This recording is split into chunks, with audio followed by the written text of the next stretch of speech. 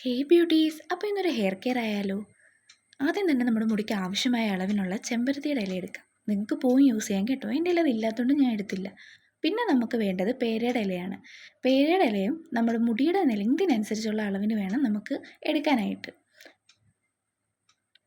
പിന്നെ നമുക്ക് വേണ്ടത് ഫ്രഷ് ആയിട്ടുള്ള അലോവേരയാണ്. നിങ്ങളുടെ കയ്യിൽ ഫ്രഷ് ആയിട്ടുള്ള അലോവേര ഇല്ലെങ്കിൽ നിങ്ങൾക്ക് സ്കിപ്പ് ചെയ്യാം. അലോവേര നല്ലോണം കഴുകി വൃത്തിയാക്കിയിട്ട് വേണം യൂസ് ചെയ്യാൻ. അതിനകത്തുള്ള മഞ്ഞക്കറയൊന്നും നമ്മുടെ സ്കിന്നിൽ പറ്റിക്കഴിഞ്ഞാൽ നല്ലോണം ഇറിറ്റേഷൻ ഉണ്ടാവാൻ ചാൻസ് ഉണ്ട്.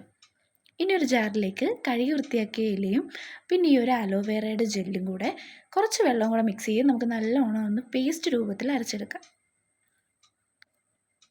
ഇനി ഈ അരച്ചെടുത്ത മിക്സ് ഒരു തുണിയിലേക്ക് എടുത്ത് നല്ലോണം നമുക്കൊന്ന് പിഴിഞ്ഞെടുക്കാം. ഇങ്ങനെ ചെയ്യുന്നതുകൊണ്ട് നമുക്ക് എക്സ്ട്രാ ഷാമ്പു ഒക്കെ യൂസ് ചെയ്ത് ഹെയർ വാഷ് ചെയ്യേണ്ട കാര്യമില്ല. ഇതിലേക്ക് ഒരു 2 സ്പൂൺ തൈര്, പിന്നെ കുറച്ച് വെളിച്ചെണ്ണ, ഇതെല്ലാം കൂടെ ചേർത്ത് നമുക്ക് നല്ലതുപോലെ ഒന്ന് മിക്സ് ചെയ്ത് കൊടുക്കാം.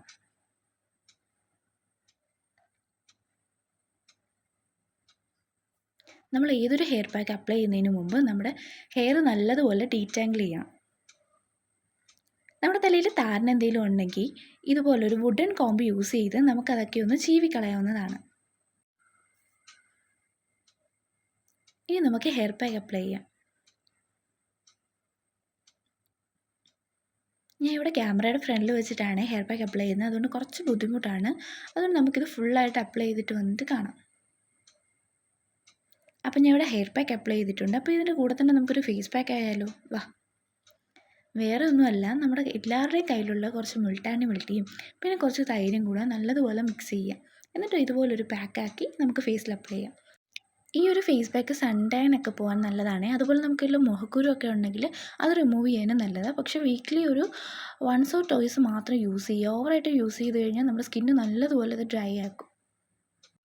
ഫേസ് പാക്ക് ആണെങ്കിലും ഹെയർ പാക്ക് ആണെങ്കിലും നമ്മൾ അപ്ലൈ ചെയ്തൊരു 15 to 20 മിനിറ്റ്സ് മാത്രമേ നമ്മുടെ സ്കിന്നിൽ വെക്കാവൂ. അല്ലെങ്കിൽ കൂടുതലായിട്ട് ഡ്രൈ ചെയ്ത് നമുക്ക് കൂടുതൽ സ്കിൻ ഇഷ്യൂസ് പറ്റും. പിന്നെ ഈ ഒരു പാക്ക് അപ്ലൈ ചെയ്യുമ്പോഴത്തേക്കിനും നിങ്ങൾ ഏതെങ്കിലും നോർമൽ വീട്ടിലിരുന്ന പഴയ ഡ്രസ്സ് മാത്രം ധരിച്ചാൽ മതി.